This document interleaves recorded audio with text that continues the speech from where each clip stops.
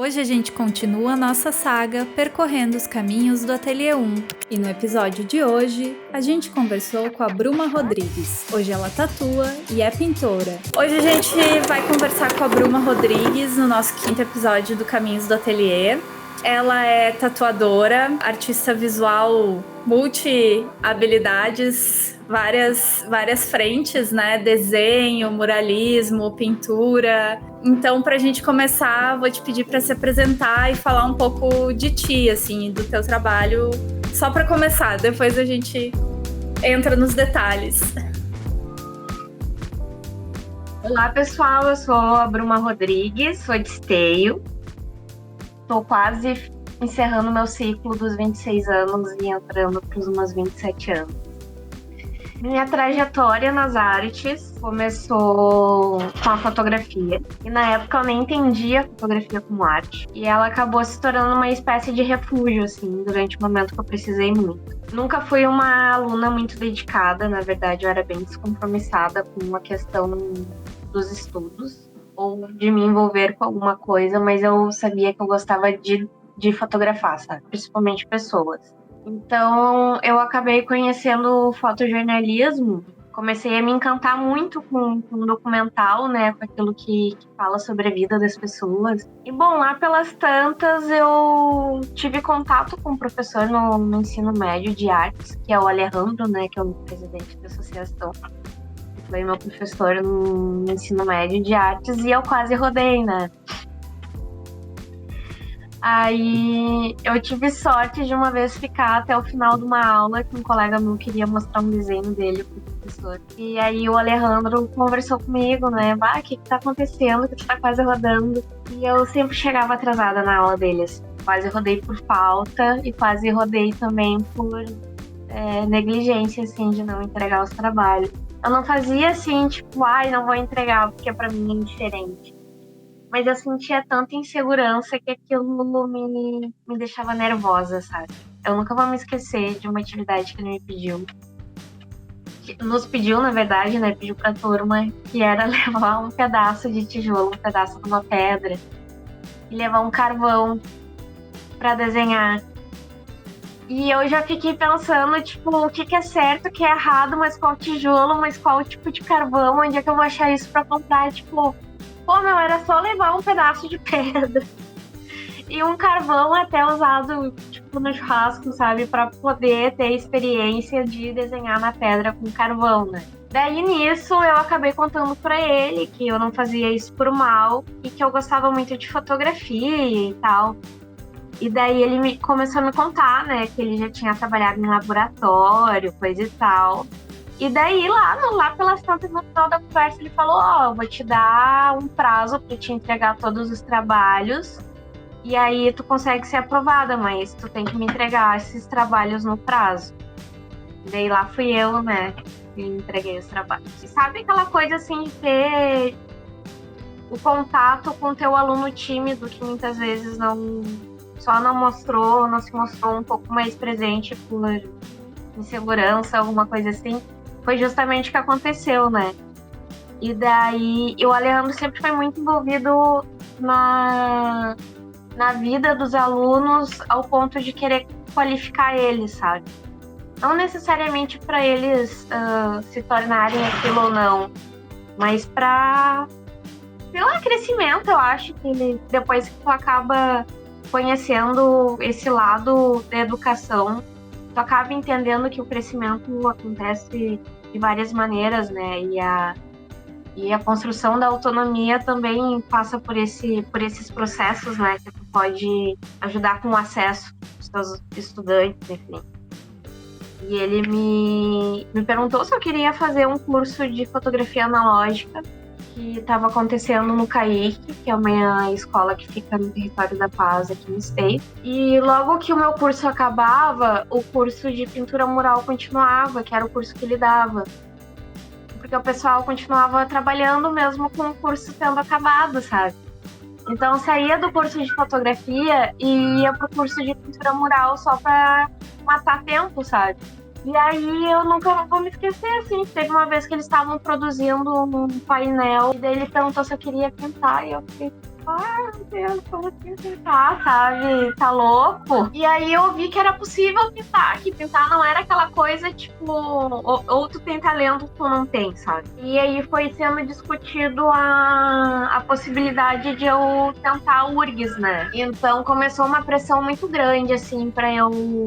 Uma pressão de mim parar comigo mesma pra eu conseguir entrar na faculdade de primeira, assim.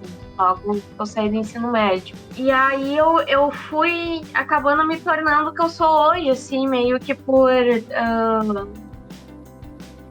um interesse muito grande em todas as áreas que eu já percorri.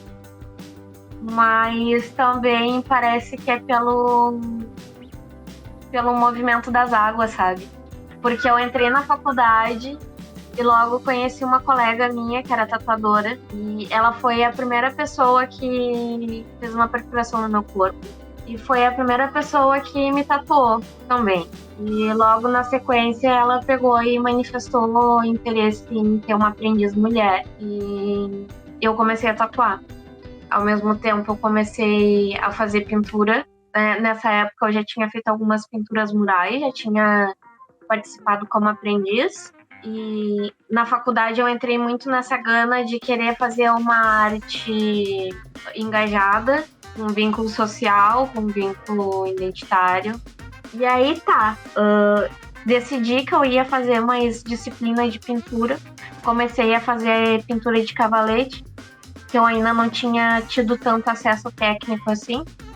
Era mais a pintura mural, que é o corre do vamos ver, lidar com parede toda cheia de textura, às vezes é rebocar a parede, às vezes é lidar com uma parede que não vai pegar tinta, às vezes é lidar com tinta de parede ruim, às vezes é não ter corante de qualidade, correria total. É um processo completamente diferente da pintura de cavalete, né? Sem contar com a dimensão que tu tá acostumado a lidar, né? A dimensão de uma pintura mural é tamanho humano para maior. Quando eu comecei a fazer esses trabalhos de pintura de cavalete, eu acabei pensando assim, o que eu vou gostar de pintar, né? O que eu quero levar para mim, assim, para minha pintura. Ao mesmo tempo, eu estava sendo aprendiz de tatu. E conversando com outras mulheres tatuadoras, eu fui vendo a importância que era trazer para a pintura essa vivência e essa experiência como mulher no espaço da modificação corporal. E essa pesquisa ela se tornou algo muito maior do que só um processo de pintura, porque ao mesmo tempo que eu estava reivindicando aquele espaço para a visibilidade feminina na modificação corporal, eu também estava falando de uma figura, que é a figura feminina, no espaço de produção artística.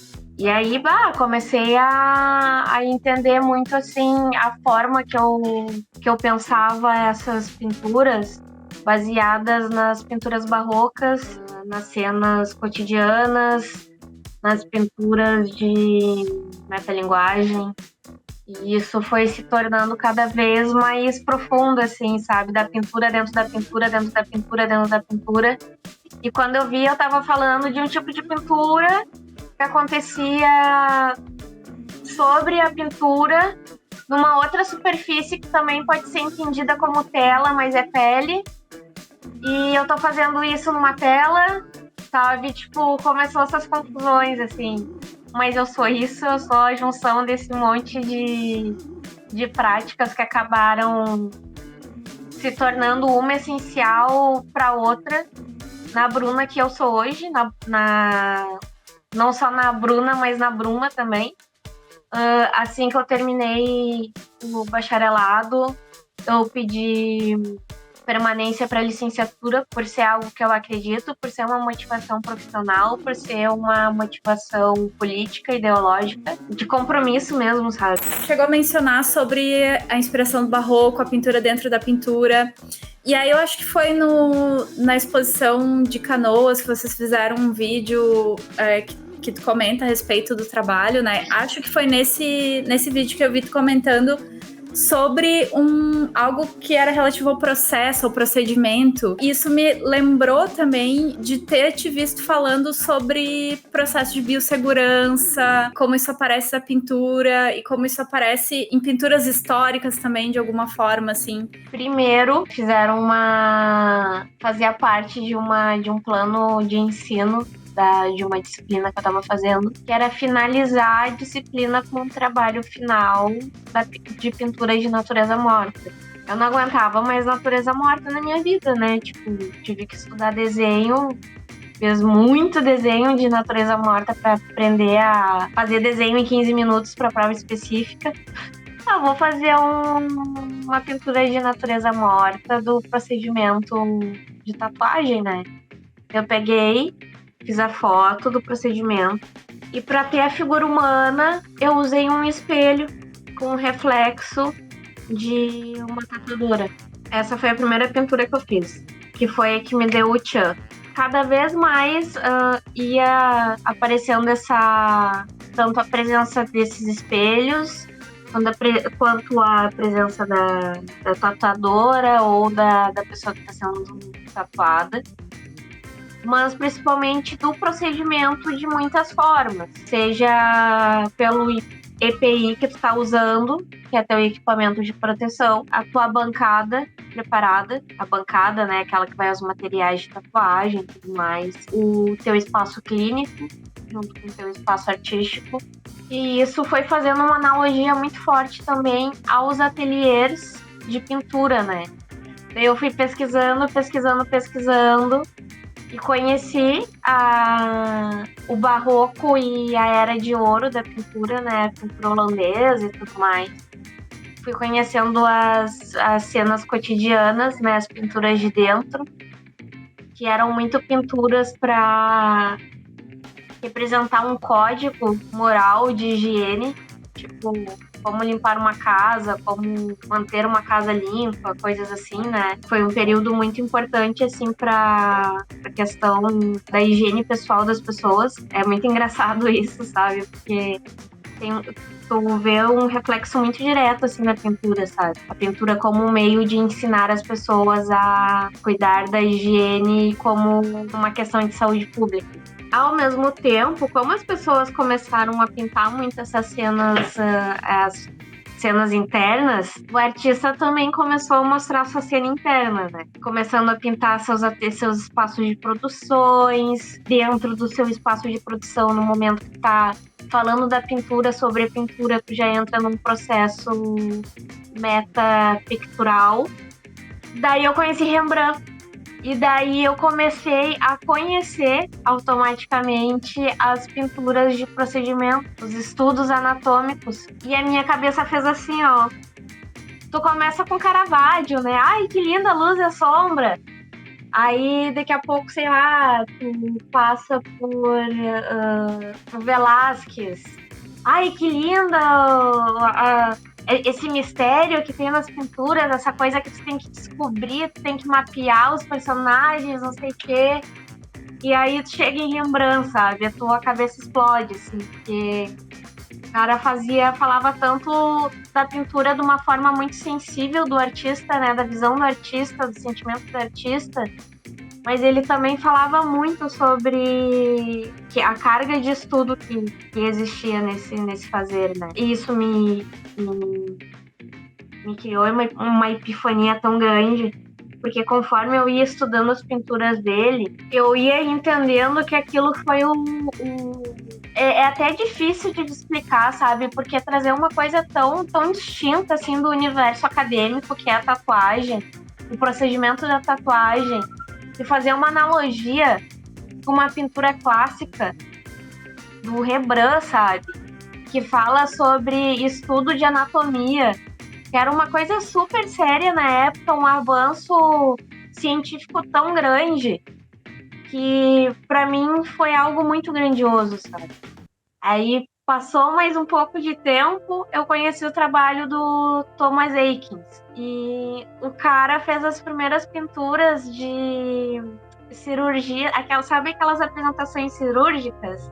Ele foi lá e fez a pintura. Ele fez a comparação entre o procedimento de um cirurgião, que era muito nojento, era um cirurgião negacionista, nas palavras de hoje. E ele pegou e fez a comparação com um outro doutor que era mais progressista em relação à biossegurança e procedimento, né? É tão louco, sabe?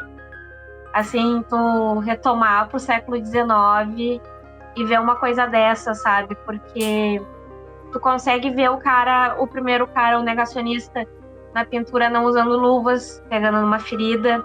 Coisas nas pinturas vão te deflagrando falta de humanidade no procedimento. Aí depois tu olha a segunda pintura, né? Que foi a segunda pintura que eu usei de referência. E nessa pintura tem algo tão lindo que é a presença das enfermeiras, que na primeira pintura não existia. Chega a me arrepiar, porque para mim isso foi algo tão lindo que eu vi. Nessa pintura, mesmo sendo século XIX, mesmo sendo um pintor e toda a atmosfera, né, da era vitoriana, a enfermeira estava na mesma posição de altura que o médico cirurgião, porque a importância dela naquele espaço é tão fundamental para sobrevivência da pessoa que está sendo operada, para a sobrevivência da ciência, que ela não pode estar nem abaixo nem acima do cirurgião. Ela está exatamente na mesma posição, na mesma fileira, no mesmo nível. Agora, em relação ao objeto de pintura, é algo lindo demais, porque nessas pinturas eu conseguia ver detalhes de mãos com sangue, bisturis, coisas que também estão muito presentes na modificação corporal. Eu já achava muito foda esse teu trabalho. E aí, te ouvindo falar agora, parece mais foda ainda, parece mais massa ainda, porque, tipo, tu falou mais adentro da tua pesquisa, assim, e é muito, muito interessante tu encontrar isso, assim, né, essa conexão muito grande, porque, como tu falou, a tatuagem parece muito deslocada desse ambiente acadêmico, né, ela é deslocada, não tem... E é muito interessante também ver a tatuagem numa pintura, assim, na atmosfera que a pintura tem, na estética, retratada dessa forma, né? Representada dessa forma, que é uma forma que também é distante do estúdio de tatuagem, né? Eles dialogam diferente, então parece que as duas coisas se misturam e produzem algo muito único, assim, muito diferente e muito encantador de ver mesmo. As imagens são muito atrativas, né? Indo pro lado da tatuagem, né? Eu fico pensando também como que a pintura influenciou a tatuagem e qual é o teu estilo de tatuagem? Meu estilo de tatuagem é completamente contrário do que eu gosto de fazer na pintura, né? Minha pintura é super realista, eu trabalho muito com a fotografia, eu gosto de trabalhar com a referência fotográfica também nos meus desenhos. A minha identidade na tatuagem, ela foi sendo muito moldada à minha identidade pessoal. Acabei encontrando muito na cultura latino-americana como uma forma de expressão. Dentro dela eu conheci vários contextos de tatuagens. Conheci a tatu ticana, que tem a tatu dos filhos dos imigrantes mexicanos que foram para Los Angeles e tal, né? Então são tatus muito preto e cinza, ou são feitas com uma única agulha, tem uma história baseada em cima de tudo isso, né? É uma linguagem nascida em bairros muito pobres, com uma situação bem restrita de material e segurança, ou uma linguagem também desenvolvida dentro das instituições carcerárias, né? Era um material feito por ti mesmo, né? Então imagina, o cara, ele já fazia um desenho com caneta Bic, eram desenhos tristes, desenhos melancólicos, que falavam sobre solidão, ou de mulheres muito bonitas, mulheres boas, sempre mulheres muito latinas, muito brilho, a coisa assim do efeito metálico nessas ilustrações. Muitas ilustrações contam histórias, são tipo assim, tu consegue encontrar desde um letreiro que que vai existir para denominar a tua gangue, desde umas costas toda fechada que conta a história do teu povo, sabe? Vai começar lá pelo teu ancestral, que tu tem um contato mais recente, para contar que ele se envolveu com tal cultura, com não sei o que, sabe? Tudo isso vai estar ali registrado nas suas costas. E isso eu comecei a me identificar muito, assim, sabe? Pela temática, pela narrativa e pelos rostos. Isso para mim foi algo muito novo. Tipo, ver a cultura latina, a cultura da aparência latina de uma forma tão latente, sabe? Isso me chamou muita atenção. Com o tempo, eu fui buscando muitas referências de ilustrações dos anos 70 e 80. Comecei a ter muita pira com as ilustrações feitas para a revista Heavy Metal. E as ilustrações flechas que eu tenho feito, assim, é mais ou menos em cima disso, assim, muito cultura dos anos 70, 80, um pouco de cultura anos 90 também. Eu gosto muito de trabalhar com letreiro atualmente, porque não sei explicar, mas com o tempo eu fui achando o letreiro uma coisa muito legal de trabalhar, sabe? Eu gosto muito de trabalhar com escrita cursiva, bem fininha, os detalhezinhos bem fininhos. E eu gosto de trabalhar com aquela escrita gótica mais clássica de todas, assim, só que com um sombreado diferente, sabe? Então vamos indo, né? Vamos para a última parte, assim, dessa conversa, que é o que tu diria para quem está começando, tanto na pintura, quer dizer, não tem como te pedir para falar de uma arte só, né? Porque tu tem uma trajetória bem diversa e, como tu falou, tu gosta de todas elas. Então, para quem tá começando nas artes, assim, o que tu diria para quem tá começando? Primeira coisa que eu digo para ti que tá começando nas artes, meu querido, minha querida, é uma coisa que eu lia na parede do estúdio da Juliana Becker, que foi a guria que me ensinou a tatuar. Que dizia assim: frescurite não levanta obra. Ô meu, não vem entrando nas artes achando que o negócio é bagunça. Se tu acha que é de inspiração que tu precisa para produzir, não tô nos meus melhores dias para trabalhar, o cliente não me entende, meu amor, eu sinto muito, tu vai sofrer pra dedéu. Entra com seriedade no negócio, entra acreditando que a gente tá aqui também para fazer para ter o nosso espaço, o nosso campo de atuação como profissionais. Parte da nossa falta de respeito e valor moral frente à sociedade também é por conta dessa mentira, desse mito que criaram que artista é tudo riponga, sendo que a gente tem que trabalhar às vezes 3 vezes mais, trabalhar em feriado, trabalhar até meia-noite, 1 da manhã, enfim. Tu vai ser uma pessoa sempre apaixonada por várias coisas da vida e às vezes tu também vai ter uma relação de tristeza muito profunda com outras coisas. Isso vai fazer parte de quem tu é. E tenha muita confiança no teu trabalho e entenda que essa confiança só vai partir se o teu trabalho existir e ele seguir existindo. Para te melhorar a tua confiança, tu também tem que melhorar o teu trabalho. E para te melhorar o teu trabalho, tu só melhora fazendo.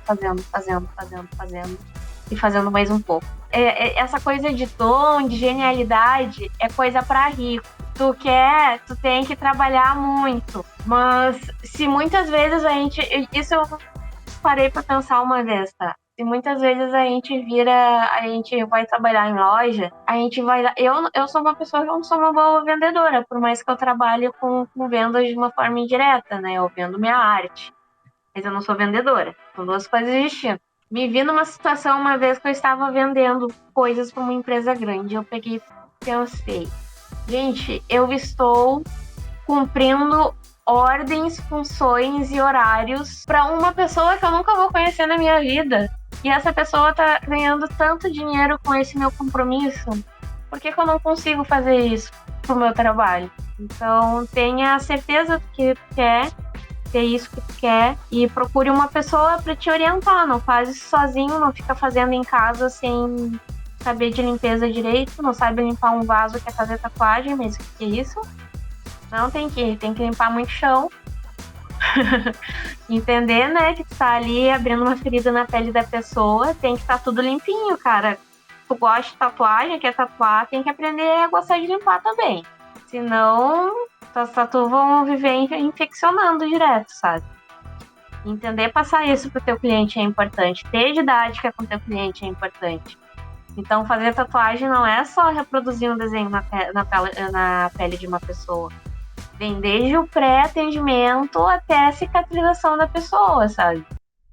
Então, esse aqui é uma parte do meu espaço de trabalho, mas quando eu não tô atendendo tatu é que eu mais passo tempo, porque acaba sendo minha mesa de trabalho, meu escritório, minha mesa de desenho e também espaço de pintura para pequenos formatos. Eu acabo aproveitando bastante essa estrutura que eu montei com 2 telas e tudo mais para eu aproveitar a maior quantidade de informação possível que eu posso ter no mesmo espaço, sabe? Aqui também vai ter alguns itens pessoais junto, assim, que eu preciso sempre estar vendo perto de mim para saber onde é que tá. Vai ter alguns arquivos, cabos, pastas, folhas, tudo esquematiza com um esquema de organização para eu não me perder, porque o espaço é bem curto. Nesse outro organizador aqui eu tenho meus itens de pintura, que como eu tô bem num processo de pintura, eles estão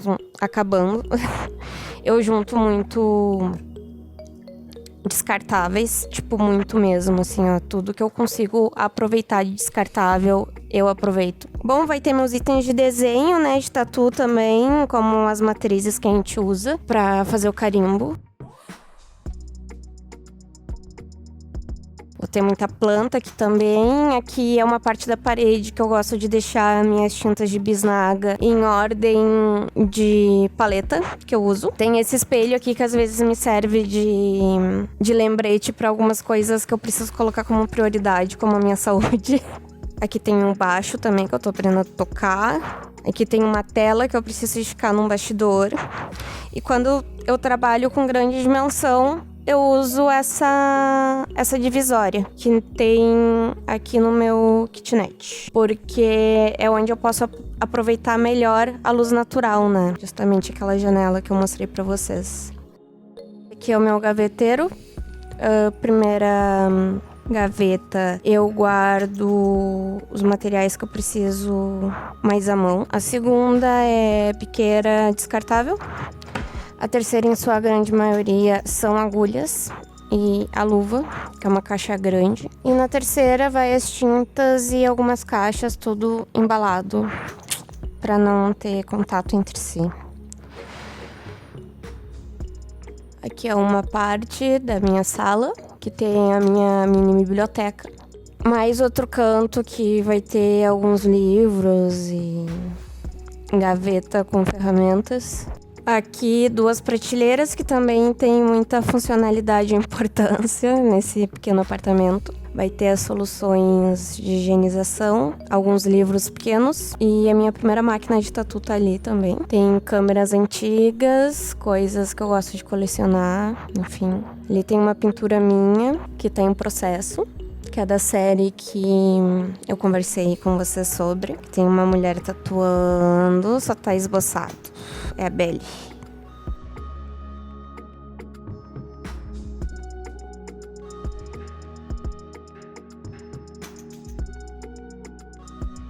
Aqui tem o outro lado da minha mesa de trabalho, né, que acaba sendo meu dormitório.